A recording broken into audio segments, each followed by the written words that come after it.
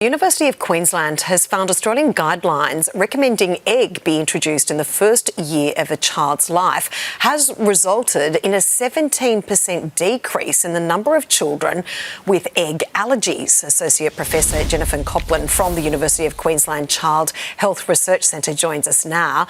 Thank you so much for joining us. How significant is this reduction? Yeah, it was really great to see this level of reduction. I think, 17% is a reasonable reduction. This is at a whole of population level. We saw an even bigger reduction in kids who had eczema in early life, and that's really important because kids with eczema are more likely to get a food allergy. So in fact, in that group of babies, egg allergy reduced from 35% to 22%.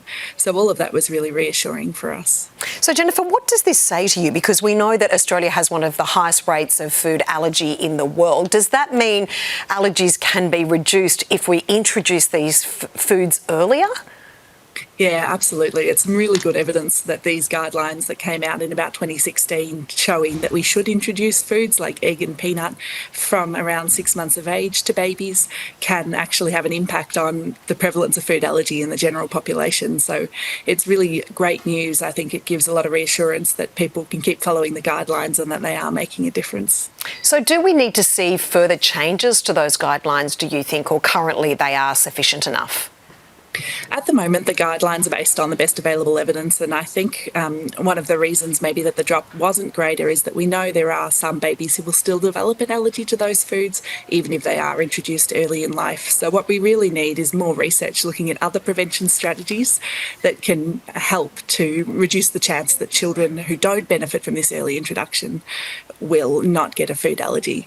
So Jennifer, what do you think this research says about other allergies like peanuts, milk and sesame? Because we know some people do suffer terrible allergic reactions, many in some circumstances being anaphylactic. Yeah, absolutely. So there's a whole range of foods that cause allergies, and the advice really is for all of those common allergy-causing foods that they should start to be given in the diet soon after the child starts eating solid food. So you can give a small amount of smooth peanut butter mixed with foods. You can start to give all those other common allergy-causing foods as well, particularly those that are already in the family's diet, so things that you're eating at home. You can start giving those to your babies as well after they're eating other solid foods.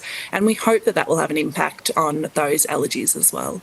So Jennifer, with this research, and congratulations on this because it's such extraordinary work, there were schools of thought that often it was something that a mother had consumed during her pregnancy or, often the carer's fault. Does this show it's actually about what you're feeding that child in those first few critical months?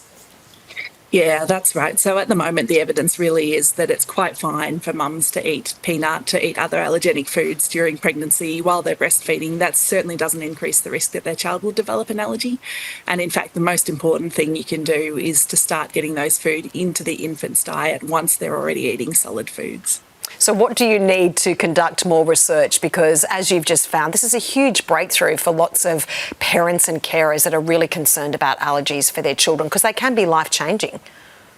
Yeah, that's right. And Australia's really been doing a really great job at doing some of the studies looking at other interventions as well. So there's a lot of research happening at the moment looking at things like whether in fact it's better if mums eat more peanuts and eggs during pregnancy and breastfeeding, if that can make a difference as well.